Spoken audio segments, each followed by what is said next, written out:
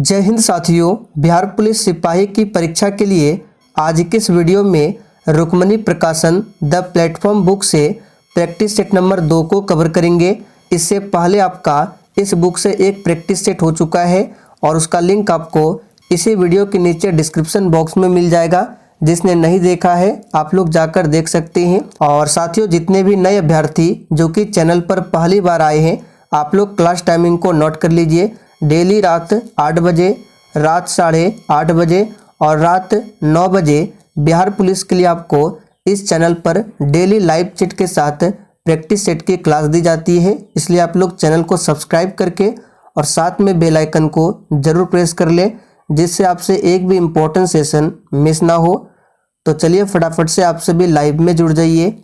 सभी को good evening, good evening. तो चलिए, सेशन का पहला प्रश्न आपके सामने है।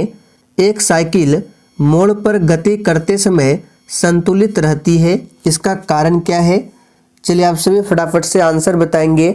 एक साइकिल मोड़ पर गति करते समय संतुलित रहती है, इसका कारण क्या है? तो यहाँ पर पहले प्रश्न का आंसर क्या होगा? D option. याद रखिएगा, एक साइकिल जो है ये मोड़ पर गति करते समय भी संतुलित रहती है। इसका कारण है कोरियोलिस त्वरण के कारण। याद रखिएगा, किसके कारण? तो कोरियोलिस त्वरण के कारण ऐसा होता है। चलिए आगे देखिए, बल का आघूर्ण पैमाना है। चलिए, मोस्ट वीवीआई क्वेश्चन है, फटाफट से आंसर कीजिए। बल का आघूर्ण पैमाना है। तो यहाँ पर दूसरे प्रश्न का सही जवाब है फर्स्ट ऑप्शन। पिंड को घुमाने की क्षमता का बल का आघूर्ण पैमाना है। तो यहाँ पर दूसरे प्रश्न का सही जवाब है फर्स्ट ऑप्शन।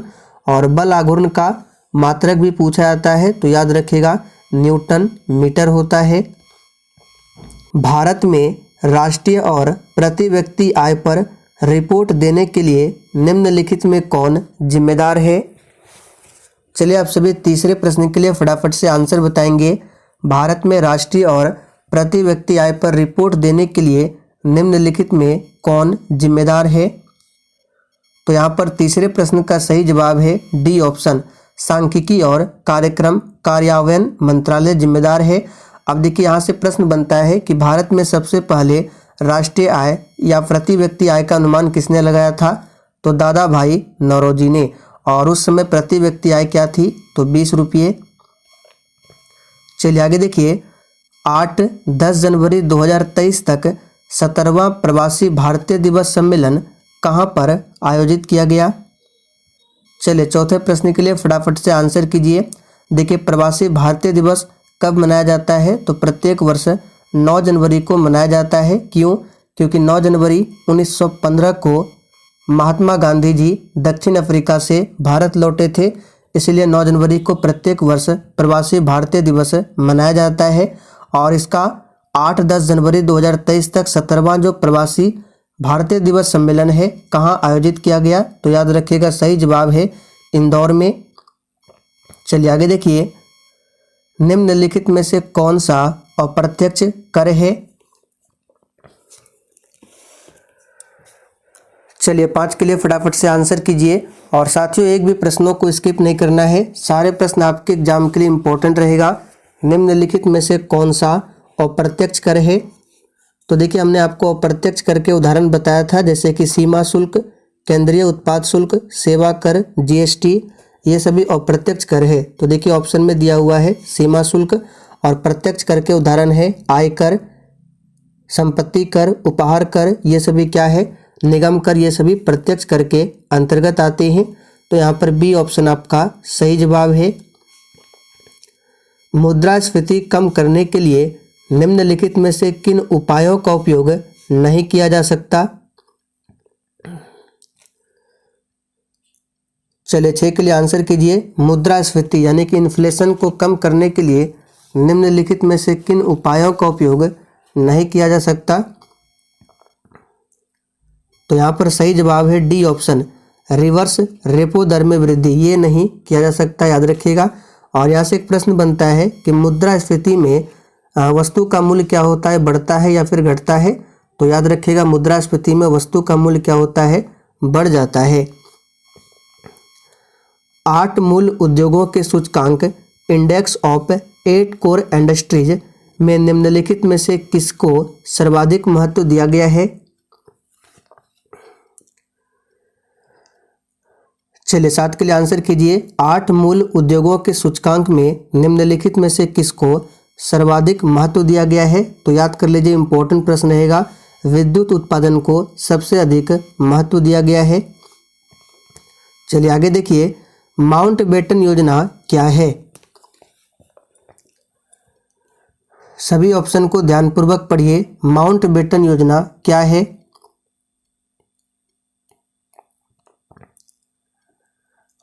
तो यहाँ पर 8वें प्रश्न का सही जवाब है भारत विभाजन की मांग को स्वीकार करना। ये क्या है? माउंटबेटन योजना है। और माउंटबेटन योजना को कब प्रस्तुत किया गया था, पूछा जाता है डेट, तो 3 जून 1947 को। इसलिए इसे 3 जून योजना के नाम से भी जाना जाता है। किस आंदोलन को लोकप्रिय बनाने हेतु बच्चों ने वानर सेना तथा लड़कियों ने मंजरी सेना का गठन किया था? चलिए 9 के लिए फटाफट से आंसर बताएंगे। तो यहाँ पर सही जवाब क्या होगा? सविनय अवज्ञा आंदोलन। तो सी ऑप्शन सही है, सविनय अवज्ञा आंदोलन। ये कब हुआ था? तो 1930 में।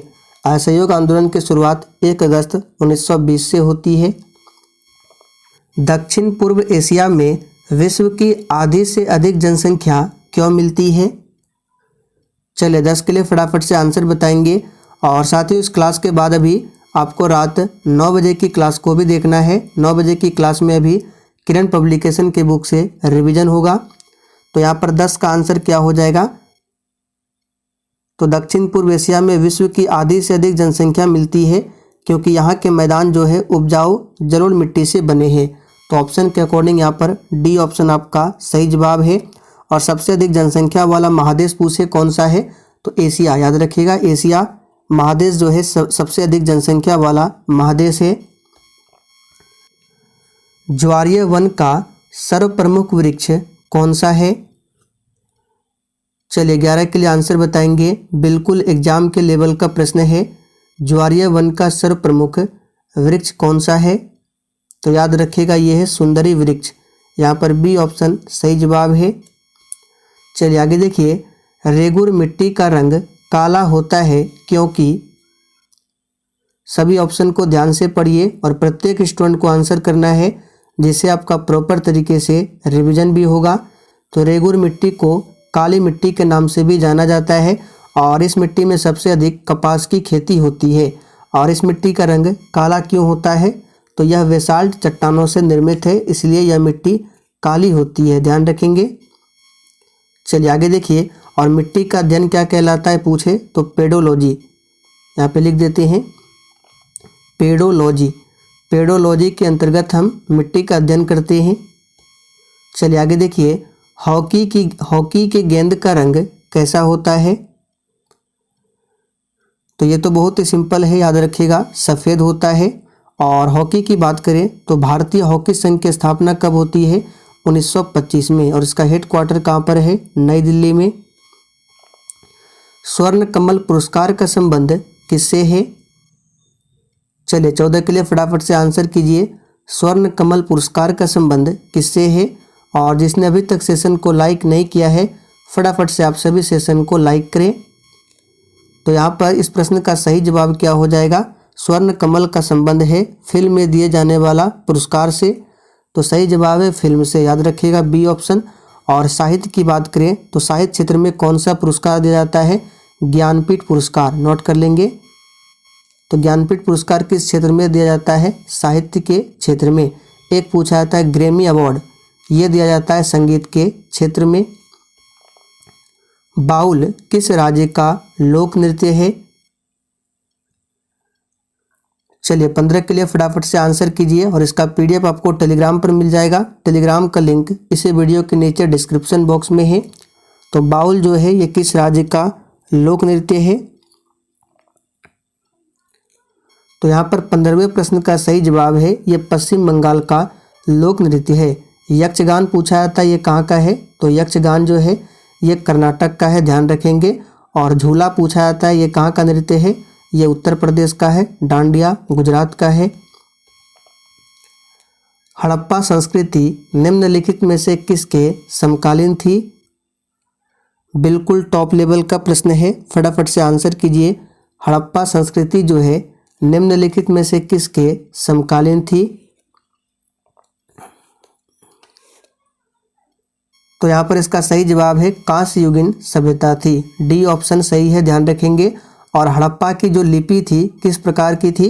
तो भाव चित्रात्मक, ये भी पूछा जाता है। यहाँ पे लिख देते हैं भाव चित्रात्मक, ये हड़प्पा की लिपि थी, ध्यान रखेंगे। और हड़प्पा जो है यह एक शहरी सभ्यता थी और हड़प्पा सभ्यता को सिंधु सभ्यता भी कहा जाता है।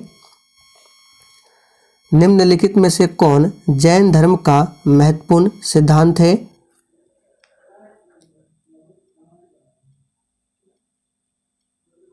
चलिए 17 के लिए फटाफट से आंसर कीजिए। प्रश्न थोड़े से अप लेवल के हैं लेकिन एग्जाम के लिए महत्वपूर्ण है।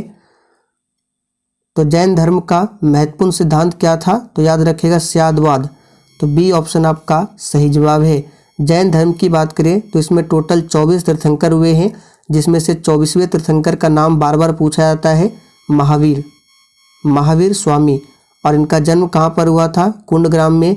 इनके बचपन का नाम वर्धमान था। इनके पिता का नाम सिद्धार्थ था। माता का नाम याद रखिएगा त्रिशला। इन सभी फैक्ट को ध्यान रखेंगे। और इनकी मृत्यु कहाँ पर हुई थी? पावापुरी में। महात्मा बुद्ध द्वारा प्रतिपादित मध्यम मार्ग में कर्म के कितने सिद्धांत समाविष्ट थे? चलिए 18 के लिए फटाफट से आंसर कीजिए। और अगर आपको किसी भी प्रश्न में थोड़ा भी डाउट हो तो आप लोग तुरंत कमेंट करके पूछ सकते हैं। तो यहाँ पर 18वें प्रश्न का सही जवाब क्या होगा? तो 10 सिद्धांत थे, याद रखेंगे। अब देखिए महात्मा बुद्ध की बात करें, बौद्ध धर्म के संस्थापक थे महात्मा बुद्ध। इनका जन्म कहाँ पर हुआ था? तो 563 ईसा पूर्व में। 563 ईसा पूर्व में कपिल वस्तु के निकट लुम्बिनी में हुआ था। इनके बचपन का नाम क्या था? सिद्धार्थ था। इनके पिता का नाम क्या था? शुद्धोदन था। माता का नाम महामाया। सभी को ध्यान रखें। चलिए आगे बढ़ते हैं।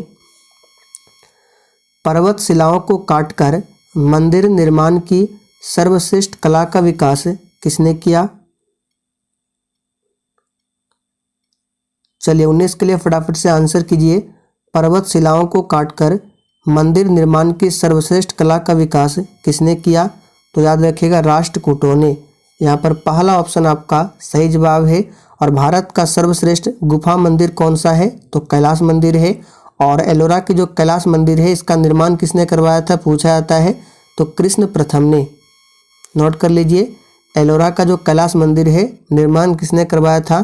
कृष्ण प्रथम ने। राष्ट्रकूट वंश की स्थापना किसने किया था? दंती दुर्ग ने। राष्ट्रकूट शासकों की राजधानी कहाँ थी? मान्यखेत।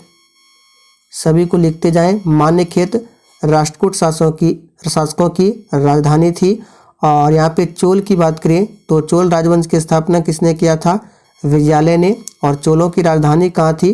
तंजौर। पाल वंश की बात करें तो इसकी स्थापना गोपाल ने किया था। और चालुक्य की बात करें तो देखिए चालुक्य वंश की स्थापना किसने किया था? इसका आंसर आपको कमेंट करके बताना है। दिल्ली सल्तनत पर कुल कितने वंशों ने शासन किया था? चलिए 20 के लिए फटाफट से आंसर कीजिए। और साथियों प्रश्नों के साथ जितने भी एक्स्ट्रा फैक्ट को बता रहे हैं अगर आप लोग लिखना चाहें तो लिख सकते हैं, जिससे आपका नोट्स तैयार होगा जो कि एग्जाम के लिए काफ़ी ज़्यादा इम्पोर्टेंट रहेगा। तो दिल्ली सल्तनत पर कुल 5 वंशों ने शासन किया था। अब 5 वंशों में पूछा जाता है पहला वंश कौन सा था? तो गुलाम वंश था। और आखिरी वंश पूछा जाता है लोधी राजवंश। लोधी का आखिरी शासक कौन था? इब्राहिम लोधी, जो कि 1526 में पानीपत के प्रथम युद्ध में मारा गया था। तो इन सभी फैक्ट को ध्यान रखें। और 5 राजवंश कौन कौन थे सभी का नाम बता देते हैं। तो पहला गुलाम वंश, खिलजी वंश, तुगलक वंश, सैयद वंश और लास्ट में आता है लोधी वंश। तो यहाँ पर सही जवाब क्या होगा? First option 5। चलिए आगे देखिए। विस्तारित मिशन इंद्रधनुष का संबंध निम्न में से किससे है?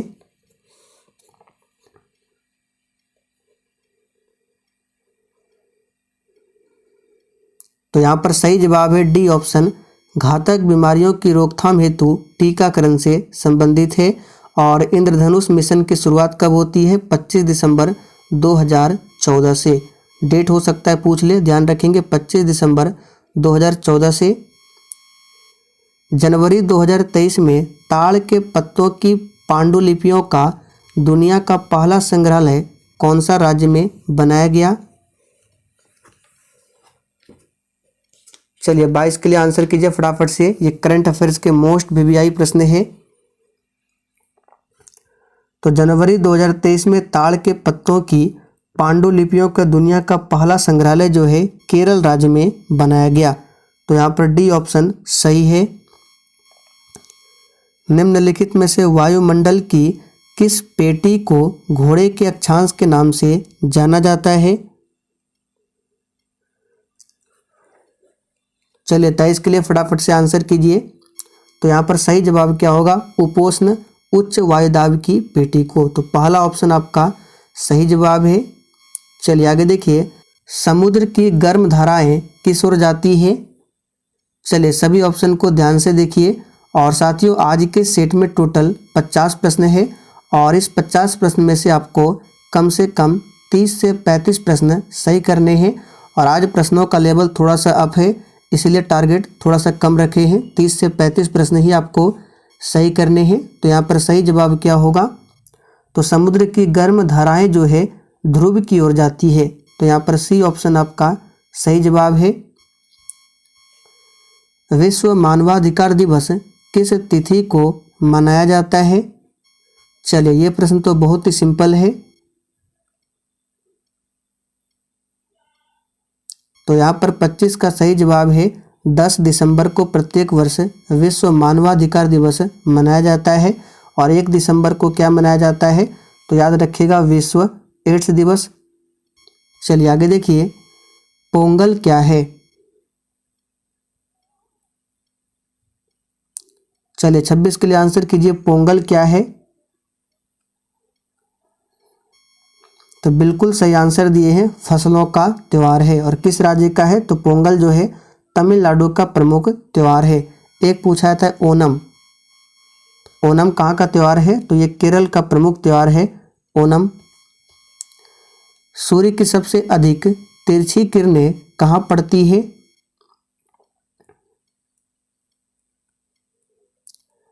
चलिए 27 के लिए आंसर कीजिए, सूर्य की सबसे अधिक तिरछी किरणें कहाँ पर पड़ती है? तो याद रखिएगा ध्रुवों पर, काफ़ी ज़्यादा इंपॉर्टेंट है। ध्रुवों पर यानी कि पोल पर सूर्य की सबसे अधिक किरणें जो है तिरछी पड़ती है। तो यहाँ पर ध्यान रखेंगे बी ऑप्शन आपका सही जवाब है। और सूर्य की किरणें सीधी कहाँ पर पड़ती है? तो सीधी पड़ती है विषुवत रेखा पर। इन सभी फैक्ट को ध्यान रखेंगे। चलिए आगे देखते हैं, उत्तर भारत में चक्रवातीय वर्षा किस मौसम में होती है?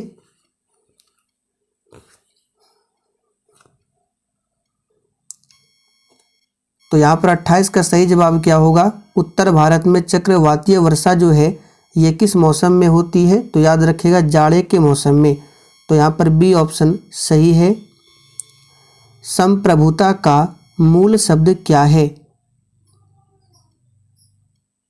चलिए 29 के लिए आंसर कीजिए, संप्रभुता का मूल शब्द क्या है? तो संप्रभुता का मूल शब्द है सुपर एनस। तो देखिए यहाँ पर बी ऑप्शन में दिया हुआ है, सुपर एनस शब्द का अर्थ होता है सर्वोच्च सत्ता। एक सामान्य शुष्क सेल में विद्युत अपघट्य होता है।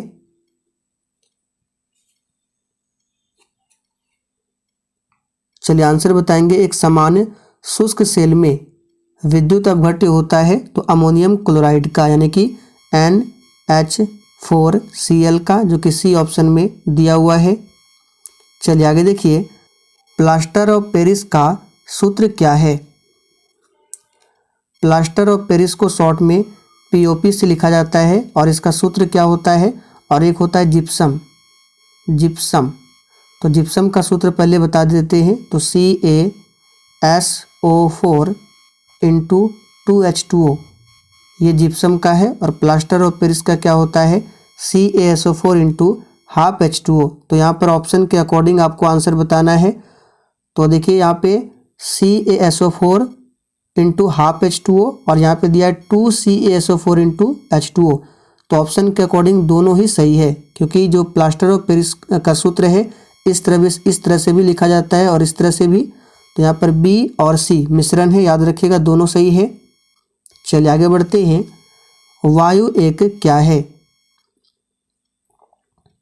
अब देखिए बहुत बच्चे यहाँ पर क्या करेंगे, हड़बड़ी में आंसर फटाक से B बताएंगे, तो इसलिए आपको सोच समझकर आंसर करना है।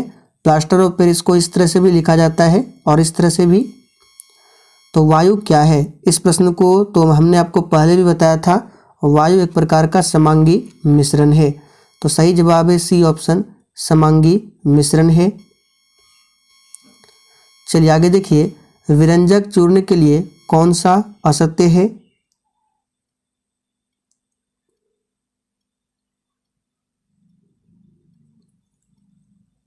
तो विरंजक चूर्ण के लिए कौन सा असत्य है? तो विरंजक चूर्ण का सूत्र क्या होता है? CaOCl2। तो देखिए यहाँ पे हल्के पीले रंग का चूर्ण है, बिल्कुल गलत है, क्योंकि विरंजक चूर्ण का रंग जो होता है हल्का पीला नहीं सफ़ेद होता है। तो B ऑप्शन जो है ये असत्य है, ध्यान रखेंगे।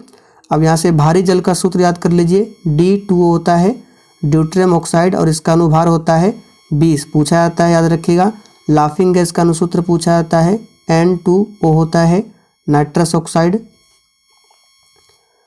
मधुमक्खी कॉलोनी के सदस्य एक दूसरे को किस प्रकार पहचानते हैं?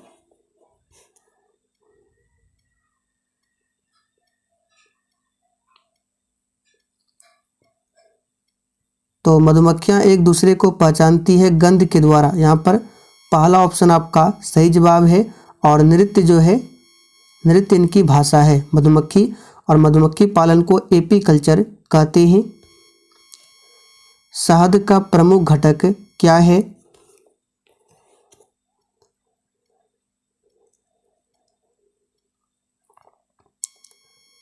तो यहाँ पर 35 का सही जवाब क्या होगा?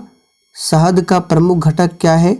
तो फ्रक्टोज। D ऑप्शन जो ही बच्चे दिए हैं आपका बिल्कुल सही जवाब है, फ्रक्टोज है। और ग्लूकोज का सूत्र क्या होता है? तो C6H12O6, ये ग्लूकोज का सूत्र है। वृक्षों से पुराने पत्ते का गिरना क्या दर्शाता है?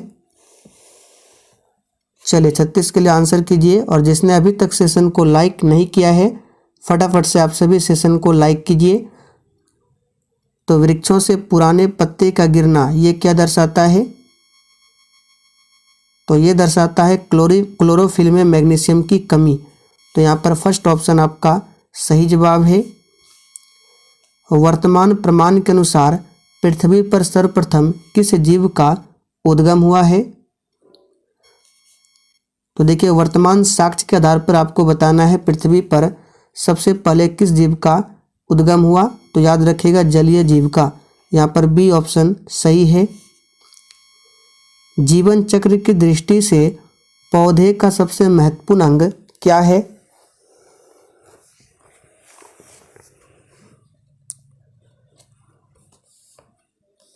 तो जीवन चक्र की दृष्टि से पुष्प जो है पौधे का सबसे महत्वपूर्ण अंग है। तो याद रखिएगा पहला ऑप्शन आपका सही जवाब है। अब देखिएगा कुछ बच्चे यहाँ पे जड़ बताएंगे, जो कि बिल्कुल गलत है। आपको लगता है कि जड़ आंसर होगा, लेकिन आंसर जो होगा यह पुष्प। चलिए आगे देखते हैं। डॉल्फिन वर्गीकृत किए जाते हैं।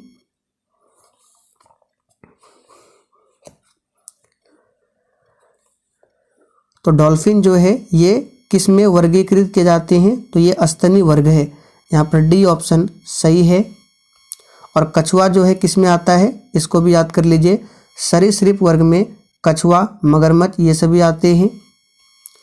चलिए प्रकाश संश्लेषण प्रक्रिया के लिए अनिवार्य कच्ची सामग्री कौन सी है? चलिए 40 के लिए फटाफट से आंसर करेंगे।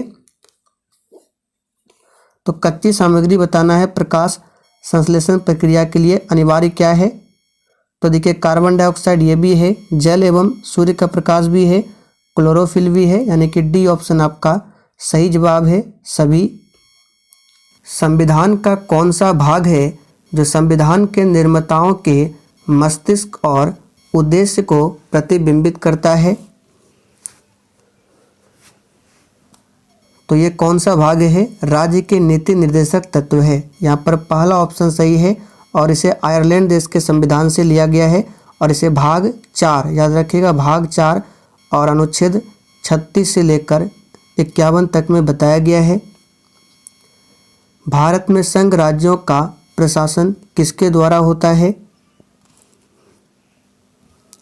तो भारत में संघ राज्य यानी केंद्र शासित प्रदेशों का प्रशासन जो होता है यह राष्ट्रपति के द्वारा होता है। यहाँ पर पहला ऑप्शन सही है। केंद्र सरकार के व्यय को नियंत्रित करने की शक्ति किसमें निहित है? चलिए 43 के लिए आंसर कीजिए फटाफट से। केंद्र सरकार के व्यय को नियंत्रित करने की जो शक्ति है ये किसमें निहित होती है? तो याद रखिएगा नियंत्रक एवं महालेखा परीक्षक, जिसको शॉर्ट में CAG कैग कहा जाता है, और इनका प्रावधान किया गया है आर्टिकल 148 148 में। और इसकी नियुक्ति कौन करते हैं? तो भारत के राष्ट्रपति। निम्नलिखित में वह कौन सा अधिकारी है जो भारत सरकार के वित्तीय लेन देन में लेखाकरण के लिए जिम्मेदार होता है?